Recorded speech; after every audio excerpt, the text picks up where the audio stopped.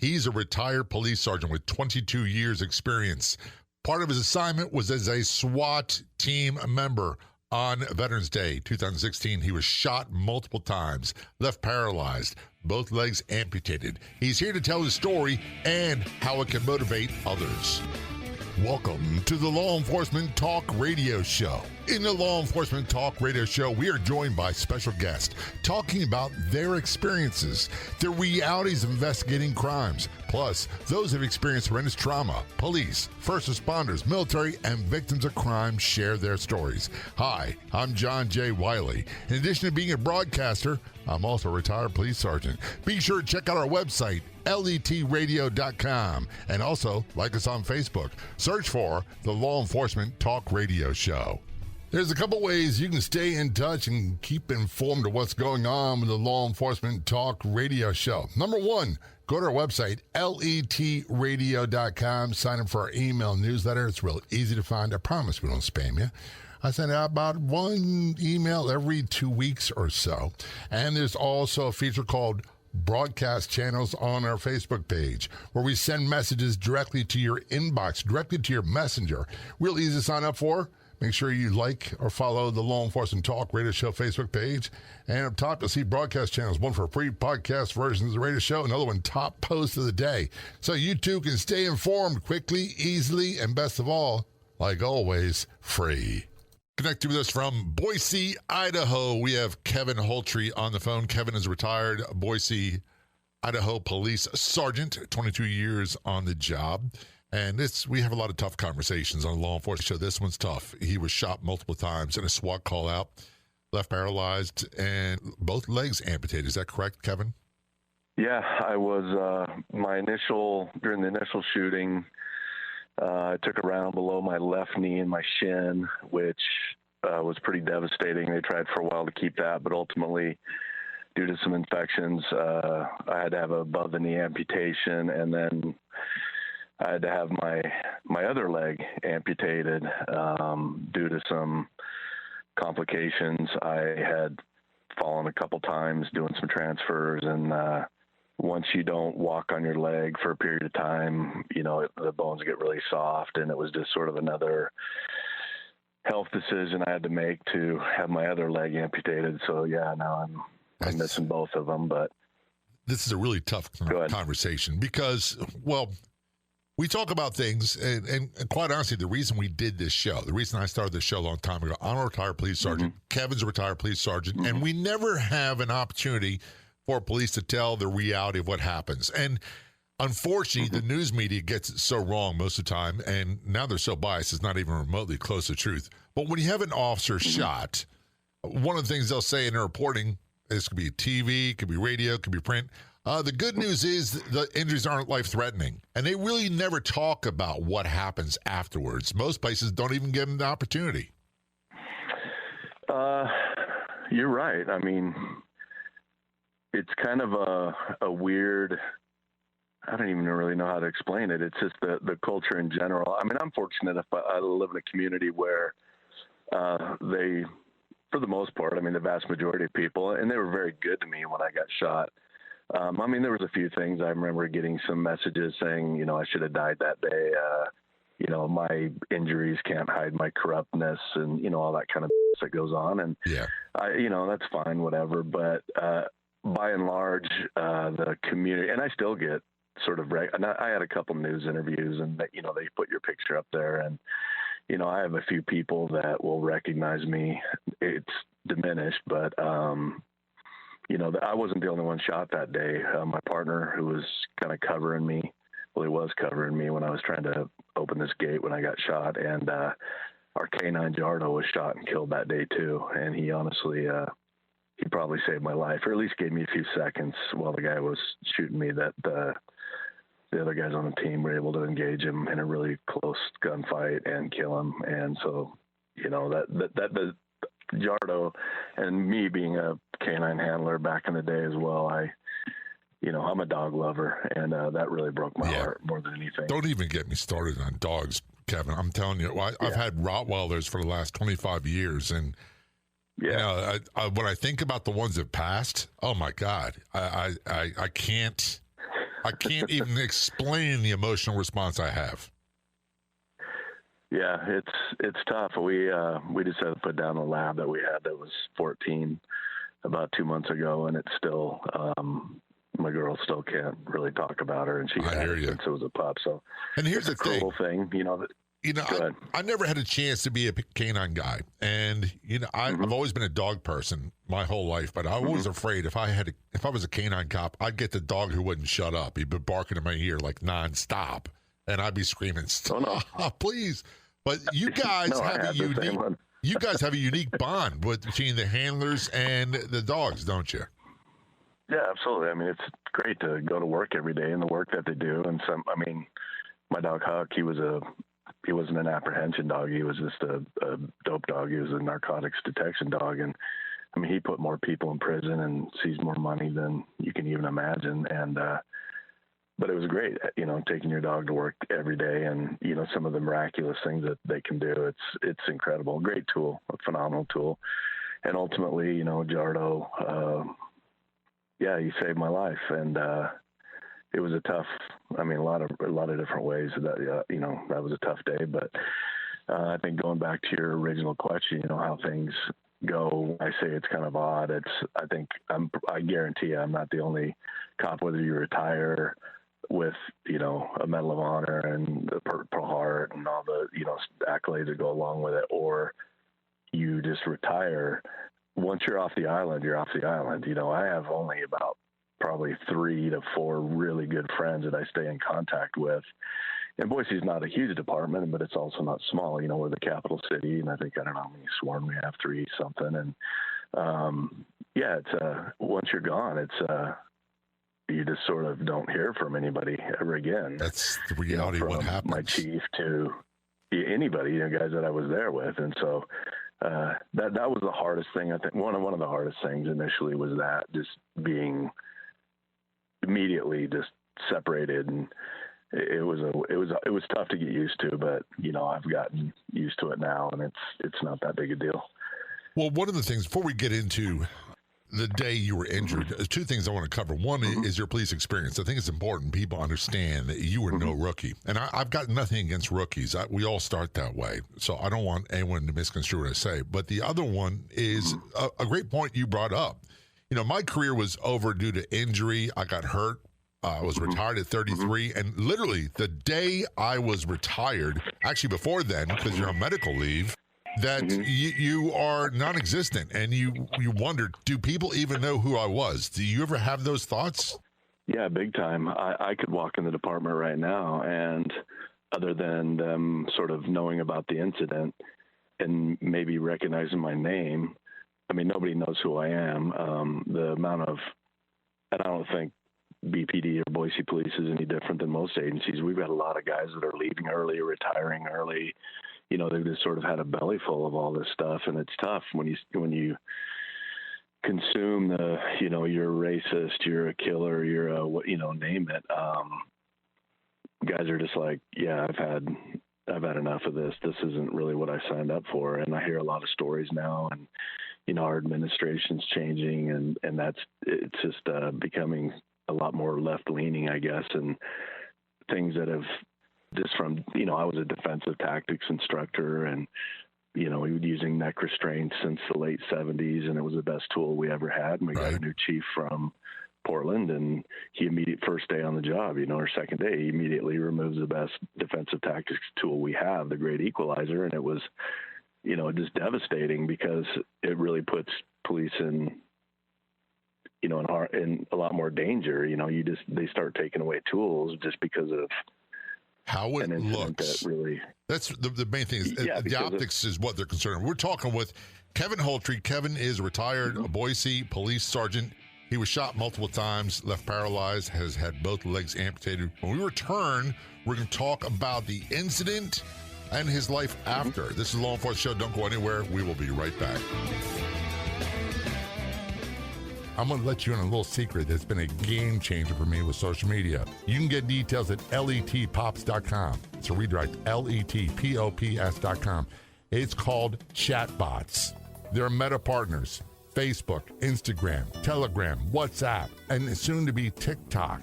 you can turn those people that visit and engage with your content on social media into consumers and then sometimes customers, and you can market to them. Get details. Best of all, you can get started for free. letpops.com. That's letpops.com. Again, it's letpops.com.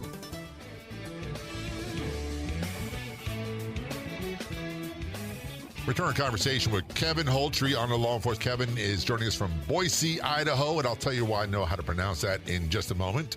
Kevin is a retired police sergeant, 22 years on the job. He was an FTO, defensive tactics instructor, canine handler, street crimes unit, vice narcotics for 9 years working undercover, 17 years as a SWAT cop, and he was shot multiple times.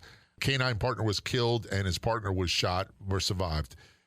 You're shooting that I hate to, that's how we used to talk back in the day. I don't know what you do in Boise, that we called it shootings. We didn't even call them officer-involved shootings back in the day. They were just shootings. No, we just call them shootings. Yeah. And if it's sometimes OIS, officer-involved shootings, but it's typically, so-and-so was involved in the shooting last night. He's fine. That's just the way it goes.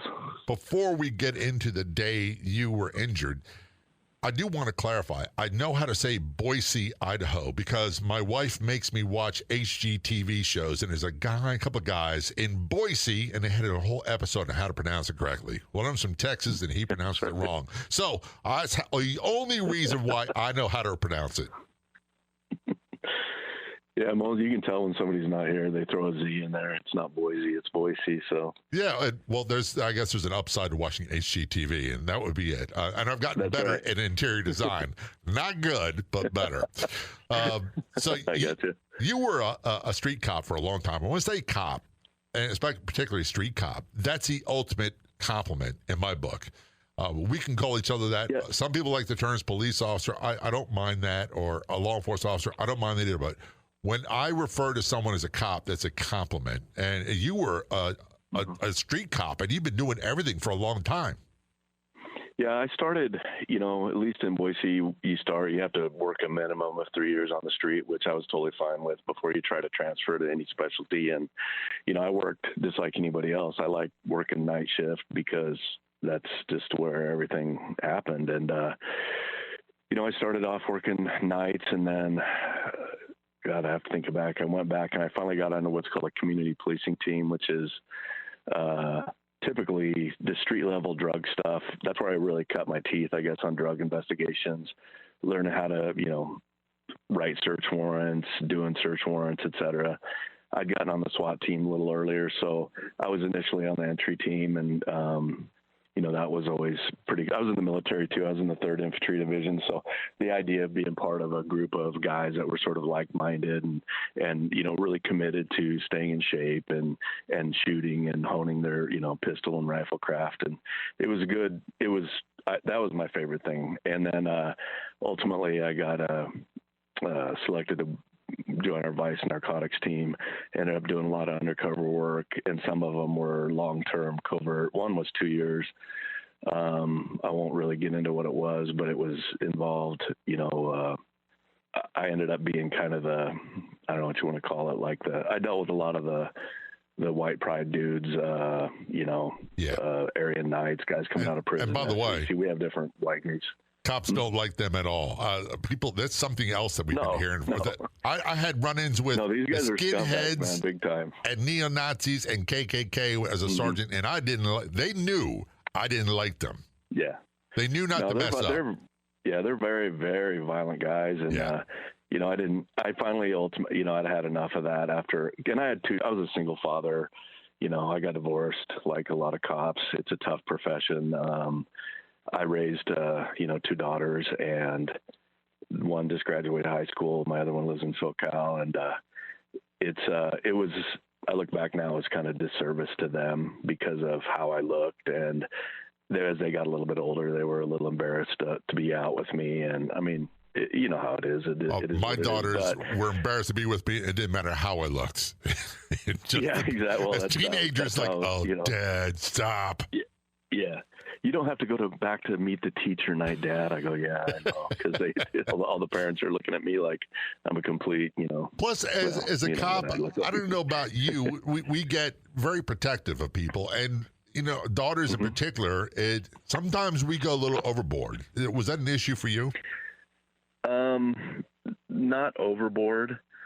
I will say, and this is difficult to talk about, the shooting itself was very hard on my daughters. Yeah, I bet. And they've struggled with it because, they went from a dad, who was, 6'1", 225 to not having any legs and being paralyzed and seeing me in ICU in a coma for 10 days. And I mean, the shooting, and if you want to get into it, I have no problem talking about it.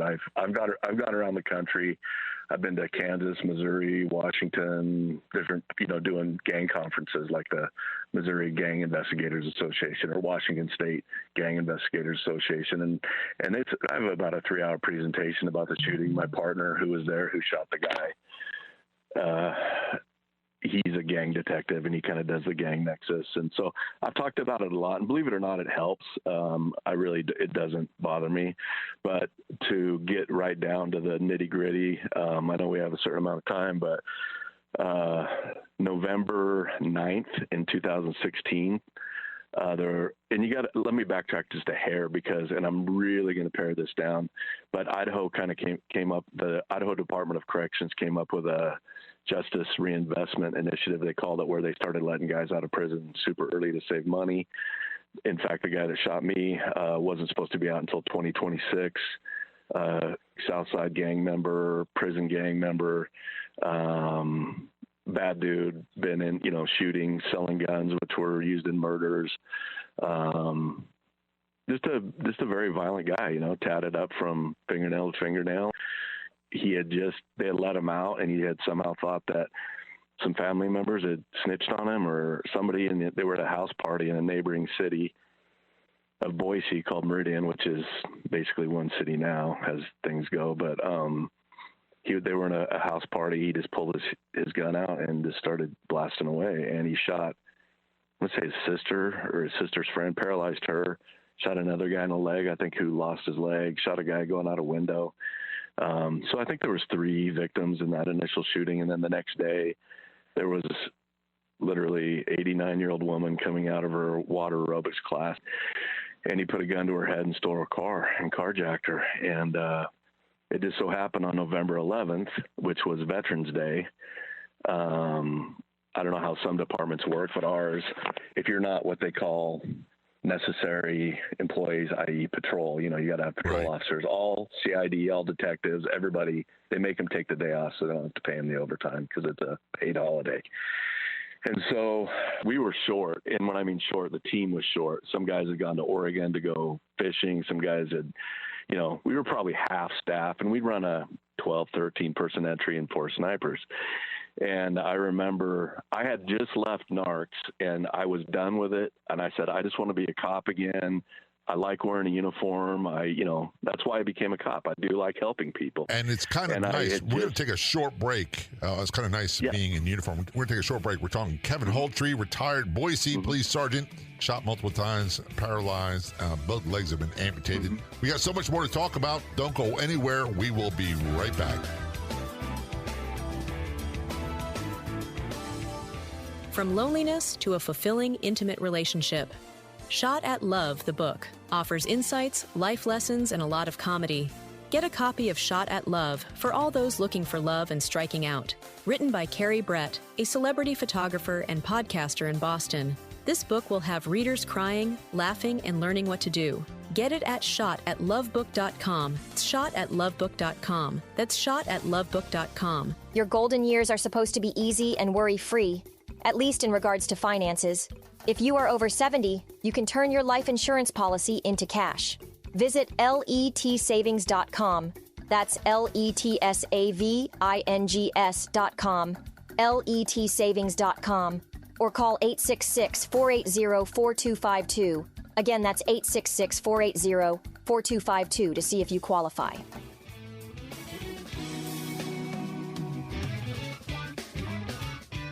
Joining us from Boise, Idaho, we have retired Boise Police Sergeant Kevin Holtry on the phone. On November 11, 2016, he was shot multiple times by a known gang member who was supposed to be in prison. Was left paralyzed. Their canine partner was killed. His partner was shot. We're talking about that. And before we went to the break, Kevin, we started talking about the lead up. This guy was a bad guy. He should have been in prison. He got released early. Am I correct? Mm-hmm. That's right. Yeah, he had a long jacket of violence, but I think they just used the top one, which might have been some sort of a check fraud type of thing. And so they said they didn't consider him a violent offender, and so they let him out early. And then, he shot the people at the house party who he thought, maybe they did, I don't know, had snitched on him and put him back on his 90-day respite, whatever he had. And then, so we were, and of course, everybody knew what he looked like. Everybody was kind of looking for him. And on the 11th, as fate would have it, one of our off-duty detectives was going to a store to pick up something, and he was in his own car, didn't have a radio with him or anything. He was at a stoplight, looked over, sees the guy, sees a stolen car, calls dispatch, tries to kind of follow him, gets burned pretty fast. By this time, all the marked units are converging on the area. Pursuit ensues, and we're talking maybe 4 p.m, and it was a holiday, so it was heavy traffic. He's going through yards, busting through fences. Ultimately, we find him in a neighborhood up on what we call the Boise Bench. It's part of town, kind of an older part. Some of the, just kind of run down, a little bit rougher part of town, and they find his car, a 2-man car, sees him leaving the driveway. He runs back in. Long story, they get him pinned down, get a good perimeter set up, and it's in a 1-block area, 9 houses, a lot of sheds, decks, all the stuff that terrify you when you're looking for somebody that's armed. And we had to find the guy. I mean, there's just one of those things where this wasn't just a guy who ran from a T-stop that, maybe had a misdemeanor warrant or something where if he gets away, you'll find him another day. But this is a guy that we for sure had to find. And so once we got him secured, we're confident he was in this area. Since we were so short, I had transitioned over to the sniper side about 2 years prior, because I just kind of had enough of being on the entry side, and I was getting older and kind of broke down, and I was learning a new skill set. But since we were so short, they said, our team leader at the time, he's like, I want you to be point. I said, okay, no worries. Let's do this. And then Chris Davis, who was covering me, we just started searching yard to yard with our dogs. And we had, I think, 4 on site at that time because it was a fairly warm day, believe it or not, in November. And the dogs were going to gas out fairly fast if the searches went prolonged. And so we won backyard, nothing, second, nothing. Finally, we get to the third. Plan was open the side gate, put Jardo in, hopefully. And we had some intel that maybe he was in a shed. Somebody had seen or heard something. And so we're getting pretty confident he was going to be in this backyard. And there was no doubt in my mind, it was going to be a gunfight. However, it turned out this guy wasn't going to go back to prison, and given what he had done. And so I remember we went on the side of the house. It has wing fencing, narrow. I don't know where you're from, but we have these, we call them trash cans, the kind of big plastic ones with wheels and a handle, and you lean back and push them to your curb. It was the spot where the gate was is just about as wide as those 2 trash cans. And so we had to move the trash cans, and it was a very tight, you could barely be shoulder to shoulder with somebody in this little tight, compact area. But again, hindsight's everything, but at the time I didn't know there was a little nook back behind the trash cans, and they were concave. And this guy wasn't a big guy. He's only maybe 5'4", about $140, but we knew, and I moved 1 trash can. Chris was kind of on his toes, trying to sort of look over the fence or look between the slats just to see anything. And he had his AR up. And as I was trying to manipulate the gate, the only time in the whole day, my hands are empty. And, my AR is slung, but it's hanging down, and I got my pistol in my thigh rig, and I'm messing with the gate. And I looked down to my right, and I could just, through the shadow and this little alcove, I could see him squatted down on his heels. And I'm talking, man, 2 feet away. I mean, I was right on top of him, and he had his gun pointed right up at me. And I went, in that split second, I go, and this wasn't really my first, we'll call it a critical incident, shooting, whatever you want to call it. And I knew, I go, man, I'm going to get shot. I knew, I mean, the second I saw him, I made eye contact with him. And that's the one thing I do remember. He wasn't like amped up. He wasn't scared. He wasn't like freaked out. He was just stone cold. And so I said, well, I got to get off the X real fast, but I couldn't go forward. I couldn't go left. I couldn't go right. And I kind of tried to take a step back. And just as I did that, and again, keep in mind, Jay, this was in a microsecond. Right. This wasn't a 20-second decision to make. It was, I saw him and I tried to just move, and I thought, don't get shot in the head. And I just wanted to hit my body armor. And I just felt this, it felt like somebody took a 40-pound baseball bat and hit me right in my lower back, and everything just shut off. And I went face first, and I bashed my face right on the concrete. And at the time I didn't know, but it gave me a brain bleed, and I have had a bit of a TBI. But then I was then, because, you know, he shot me, and now I'm going to shoot him. But nothing was working. I couldn't turn over. I couldn't move my legs. And what I didn't know is, as he shot me, he reached around the corner and he continued to shoot me. And he shot me in my right femur, which shattered my femur and my right leg. And so I have a big rod in that. Shot me in the stomach. And this is all under my body armor. Shot me in the stomach, which screwed up, you know, all my internal organs. I have a ostomy bag. I have to, you know, use a catheter through my belly button. It's a total nightmare to just go to the bathroom. But shot me in my lower left leg, my left hip. I'm trying to think of all my injuries now. That's enough, isn't it? I mean, times. Yeah.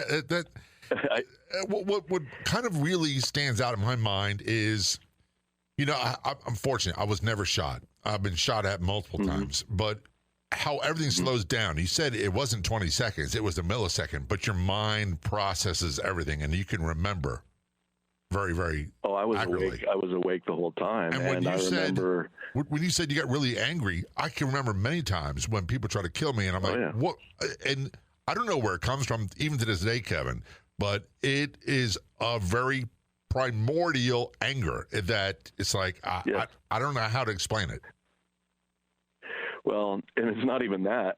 I was trying to get my knife, just a little fixed blade knife that I carry for whatever, and I wanted to stab the guy. I mean, it sounds crass and maybe it sounds violent, but I think anybody that's been in that situation, I was so mad that I didn't want to shoot. I wanted to stab him, which sounds crazy, and I've never thought that in my whole life. But it's just one of those things, how your brain works, and it's someone's trying to kill you. It is. You're going to do whatever you can to save your life. Part of us, and that's it. You know, and I wasn't raised to be that guy, but I can be that guy. No. And in a way, it's a big contradiction, because I was raised to be a gentleman. We grew up with a John Wayne kind of guy, the Clint Eastwood's kind of, and these were right and wrong. Everything is clear, clearly defined. There's no gray area. This is a law enforcement show. We are talking with Kevin Holtry. Kevin is a retired Boise, Idaho police sergeant, 22 years experience. He was shot multiple times on November 11th, 2016, causing paralysis. He's since had amputations and more. When we return, we're going to talk more about the incident and his recovery. Don't go anywhere. We'll be right back. Don't you hate when they do the bait and switch on you? When they tell you, check out a website, and it's free to go there, and then there's hidden charges? You won't find any of that nonsense at our website, letradio.com. It's free. It's always been free, and it costs you absolutely nothing. There's no hidden tricks. letradio.com. Check it out today. You can find episodes of the show as available as a podcast after airing on radio. They're always free, always have been, and always will be. Again, that's letradio.com, where it's always free. Time is running out to secure the Medicare coverage you deserve. Whether you're enrolling for the first time or looking for a better plan, our experts help you compare options to get more benefits, lower costs, and keep your doctors, all for free. Visit LEThealthy.com, LETHEALTHY.com. That's LEThealthy.com or call 866-427-1225, 866-427-1225 to learn more. What could you do with an extra $500 to $5,000 a month or more? All earned from the comfort of your home or business, and all with Facebook. Meta is paying people just like you every month. They are earning tens of thousands of dollars, and so can you. Learn how to create another revenue stream from Meta and dramatically increase your reach, all without breaking your own time bank. Sign up for a free membership at letbreak.com. letbreak.com. That's letbreak.com.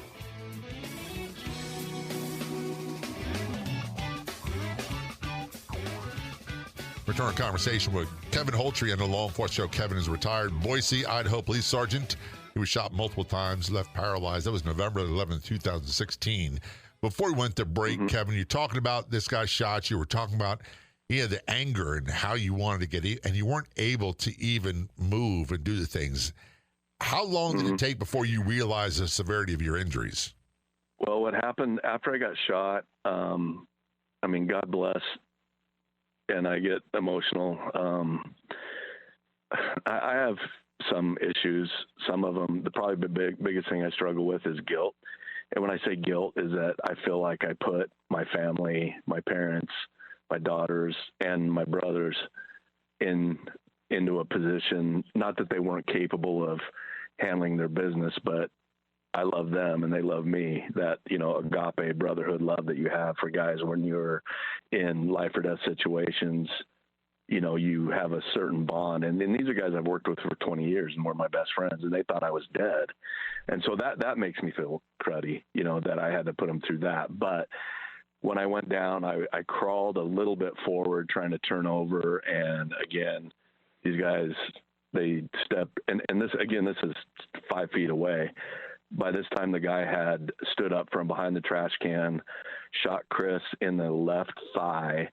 He had I think he ultimately shot 11 rounds through the trash can, which we're shooting, fully jacketed, I think 62 grain AR rounds. A lot of them disintegrated in the plastic. They didn't work as well. It was kind of a weird deal. It's plastic in the trash can, but the guys, they were shooting over me as I'm laying down, shot him, killed him, stepped over me as they were doing so, drug me back behind a car that was in the driveway. We have a Bearcat, an armored vehicle, and our TAC med, we always have tactical medics with us. They came flying in, and I know cops throughout the country and the world, they talk about tourniquet, but I'm telling you, the tourniquets are what saved my life, right, too, on that day. They were immediately on me. They got an IV started. I didn't know it, too, but when I got hit in the stomach, it hit a major artery, and so I was really bleeding out bad. That's what almost killed me. Thank God we were a mile away from Southern Idaho's really only level 2 or 3 trauma center.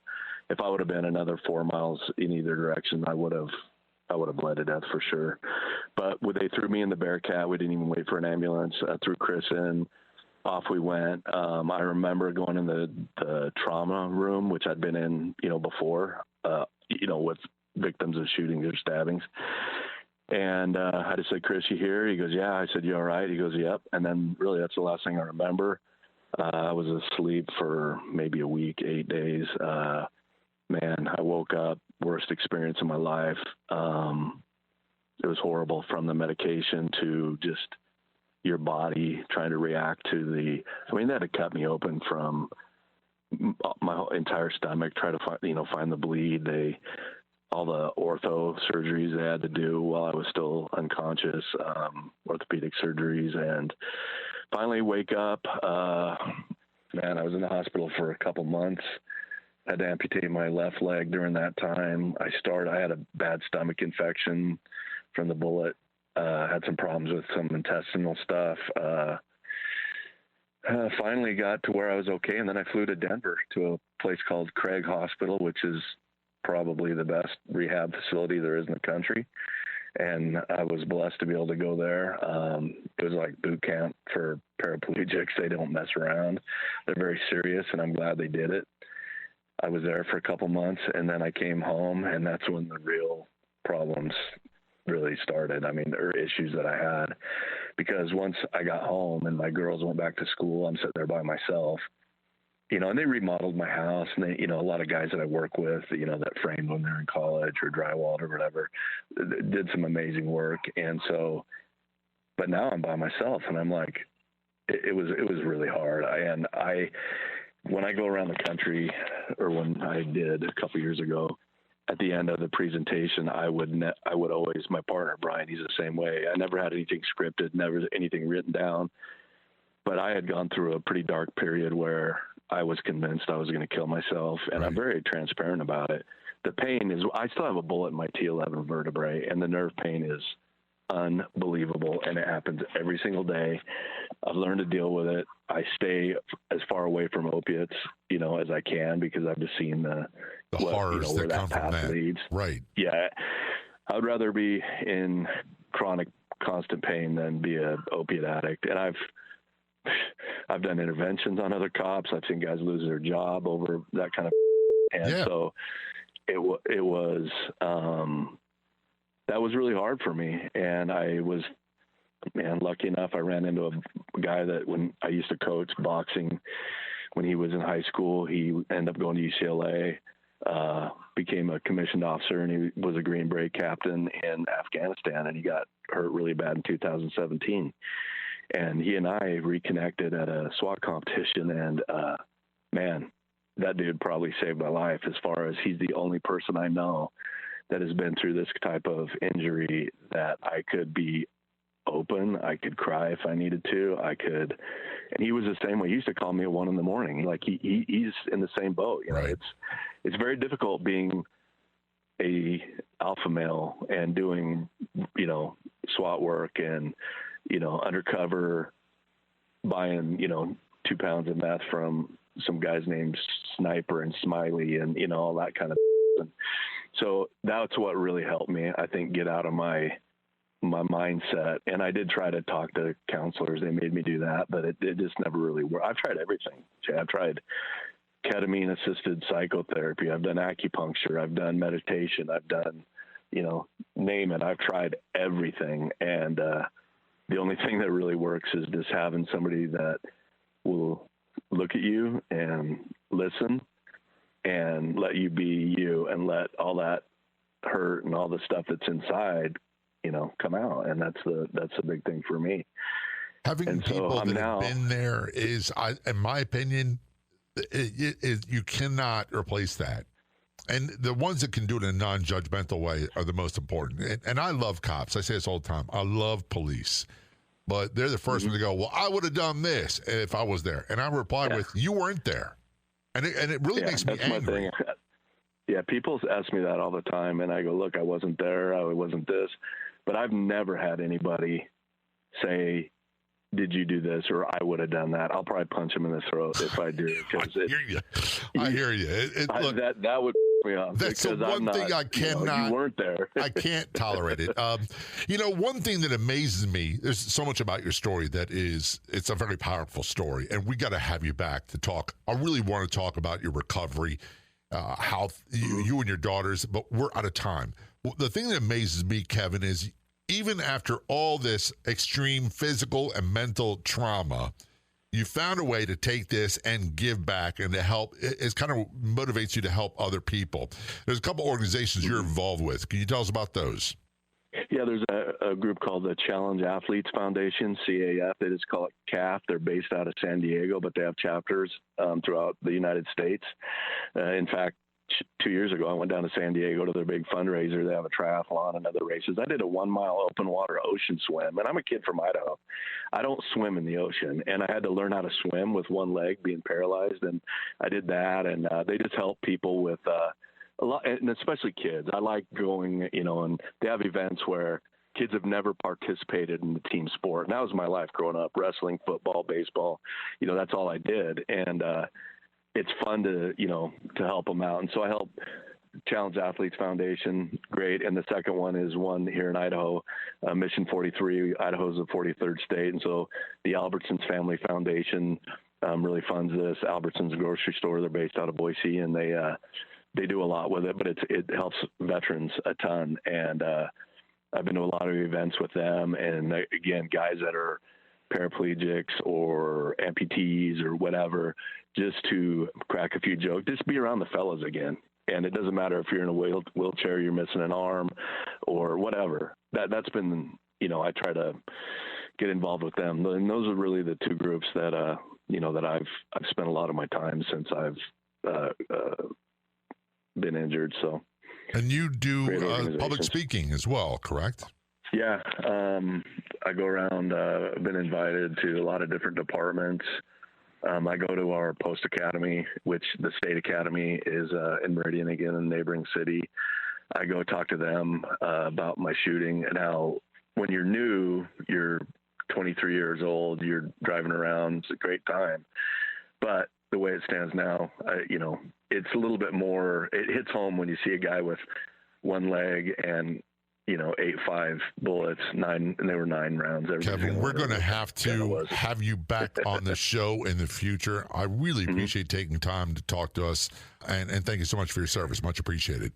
Yeah, I appreciate it. And if there's anything I can do, honestly, I would love to talk a lot more about police mental health, and especially after critical incidents, and there's other ways to handle it instead of taking your life at your own hand. A huge thank you for listening to this episode of the podcast version of the Law Enforcement Talk radio show, by the way, which is a nationally syndicated radio show.